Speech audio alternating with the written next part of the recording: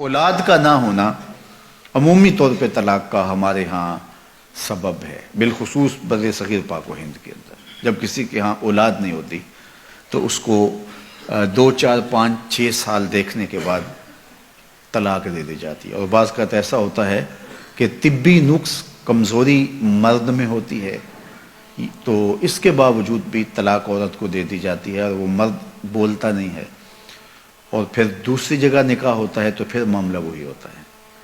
تو عورت بھی اس بات کی اجازت نہیں دیتی کہ اگر اولاد نہیں ہے تو میرا شوہر دوسری شادی کر لے، کیونکہ اولاد کے حصول کی تڑپ یہ مرد کے عورت کے دل میں بڑی کثرت کے ساتھ پائی جاتی ہے۔ لیکن اگر یہ سمجھیں کہ اللہ کی مرضی ہوگی تو ہمیں نصیب ہوگی، نہیں مرضی تو کوئی بات نہیں ہے۔ اچھا، ایسا بھی ہوتا ہے کہ اولاد تو ہوئی ہے لیکن اولاد مادینہ ہوئی ہے، اولاد نارینہ نہیں ہوئی، تو اولاد نارینہ نہ ہونے کی وجہ سے بھی طلاق ہو جاتی۔ بعض لوگ تو اتنے گرے ہوئے ہوتے ہیں کہ بیٹی کے پیدا ہونے پہ منہ بسور لیتے ہیں، چلو پہلی بیٹی پہ کچھ گوارا کر لیا، اور اگر دوسری بیٹی پیدا ہوئی ہے تو پھر ان کے تیور ہی بدل جاتے ہیں۔ اور مجھے بتاؤ کہ عورت کے لیے یہ کتنی دردناک بات ہوتی ہے کہ ولادت کے لمحے زچہ بچہ دونوں کے لیے موت و حیات کے لمحے ہوتے ہیں، اور اس کے بعد عورت جو ہے وہ محبت کی طلبگار ہوتی ہے، وہ محبت اس کے احساس تکلیف کو مٹا دیتی ہے، اور مزید رویوں کی تلخی اب کس قدر اس کو توڑتی ہے، اور وہ کس طرح جو ہے وہ ٹوٹ پھوٹ کا شکار ہو جاتی ہے۔ اور پھر تیسری اولاد سے پہلے عورت کا ہر لمحے رنگ بدلتا ہے کہ نہ جانے اللہ کی تقسیم کیا ہے، اور اگر اب بھی بیٹی ہوگی تو میرے اوپر کیا قیامت ٹوٹے گی۔ تو وہ لمحہ لمحہ جو ہے وہ اذیت سے گزرتی ہے، اور دعائیں بھی مانگتی ہے کہ اللہ کرے بیٹا پیدا ہو، اگر اب تیسری بھی بیٹی پیدا ہوئی تو میرا حال کیا ہوگا۔ اور اگر اس کے کانوں تک یہ خبر پہنچتی ہے کہ بیٹی ہوئی ہے تو پھر تو وہ کسی سے آنکھیں نہیں ملا سکتی، اور پھر جو دوسری بیٹے پر اتنا تلخ رویہ رکھے ہوئے تھے اب ان کا رویہ کتنا تلخ ہوگا اور کتنا کڑوا ہوگا، اور کن نفرتوں کا اس خاتون کو جو ہے وہ شکار ہونا پڑے گا۔ یہ اللہ کی مرضی ہے، جسے چاہے بیٹا دے، یہ اللہ کی مرضی ہے جسے چاہے بیٹی دے۔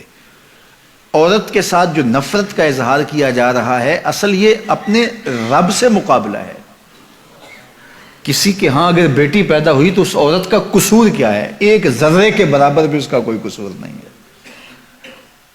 تو پھر اس کا مطلب ہے اس پہ منہ بسورنا اور اس پہ نفرت کا اظہار کرنا یہ اپنے رب کی تقسیم پہ اعتراض ہے کہ اس نے ہمیں بیٹی کیوں دی ہے۔ تو اللہ بیٹی عطا کرے پھر بھی راضی ہو جاؤ، اللہ بیٹا عطا کرے پھر بھی راضی ہو جاؤ۔ بیٹی رحمت ہے اور بیٹا اللہ کی نعمت ہے، وہ نعمت نصیب کرے پھر بھی خوش رہو، اس کی رحمت برسے تو پھر بھی خوش رہو۔ اگر بیٹی بری ہوتی اللہ اپنے محبوب کو 4 بیٹیاں عطا نہ کرتا۔ بعض اوقات بیٹی بیٹوں سے بہتر قرار پاتی۔ حضرت حنہ نے دعا مانگی کہ اے اللہ مجھے اولاد عطا کر، پھر کیا ہوا کہ جب ولادت کے لمحے قریب آئے تو بیٹا پیدا نہیں ہوا، بیٹی پیدا ہوئی۔ تو اللہ تعالیٰ جل شانہ نے حضرت حنہ سے کہا جس طرح کی ہم نے تمہیں بیٹی دی ہے ایسے بیٹے بھی نہیں ہوتے، اور اس کا نام مریم رکھا۔ پھر اسی مریم سلام اللہ علیہا کے بطن سے حضرت عیسیٰ پیدا ہوئے۔ تو تھی بیٹی لیکن دیکھیے اللہ نے مرتبہ کیا دیا۔ تو یہ تو اللہ کو پتا ہے کہ تمہارے لیے تمہاری آخرت کی ضامنہ بن جائے وہ بیٹی، تمہاری دنیا کی عزت کا سبب بن جائے وہ بیٹی، تمہارے قرار باطن کا سامان بن جائے وہ بیٹی۔ بعض اوقات بیٹوں کی نافرمانی ماں باپ کی ساری عزت خاک میں ملا دیتے ہیں، اور بعض اوقات بیٹیاں انسان کو کہاں سے کہاں اٹھا کے لے جاتی ہیں۔ تو یہ اللہ کی مرضی ہے کہ وہ بیٹا عطا کرے، وہ اللہ کی مرضی ہے کہ وہ بیٹی عطا کرے۔ بیٹے کی آرزو ہر شخص کے سینے میں موجود ہے، لہٰذا اللہ سے دعا کرے کہ اللہ مجھے جو ہے وہ ذریت صالحہ عطا کر، مجھے بیٹا عطا کر دے۔ نصیب ہو اچھی بات ہے، اور اگر اللہ کو منظور نہیں تو اللہ کو پتا ہے کہ کیا دینا ہے اسے۔ ہم نے تو اپنی معلومات، اپنی چاہت، اپنے جذبے اور اپنی خواہش کے مطابق مانگا، اور ہمیں کیا عطا کرنا ہے یہ اللہ جانتا ہے۔ تو اس نے بیٹی عطا کی یا اس نے بیٹا عطا کیا یہ اس کی مرضی ہے، لیکن بیٹیوں کے مسلسل ہونے کی وجہ سے بہو کو نشانہ بنانا اور اس کی تضحیک کرنا، اس کی تذلیل کرنا اور اس کو تانے دینا، یہ انتہائی گھٹیا لوگوں کا کام ہوتا ہے۔ یہ اللہ کی مرضی ہے، چاہے بیٹے عطا کرے چاہے وہ بیٹیاں عطا کرے۔ تو اولاد کے نہ ہونے کی وجہ سے طلاق واقع ہوتی ہے، یہ بھی ایک گھٹیا پن ہے۔ اور دوسری بات کہ بیٹیاں ہونے کی وجہ سے طلاق واقع ہوتی ہے، تو اگر کوئی اس وجہ سے طلاق دیتا ہے تو یہ طلاق دینے کا بدترین ذریعہ ہے، اور اللہ تعالیٰ ایسی شر سے ہمیں محفوظ رکھے۔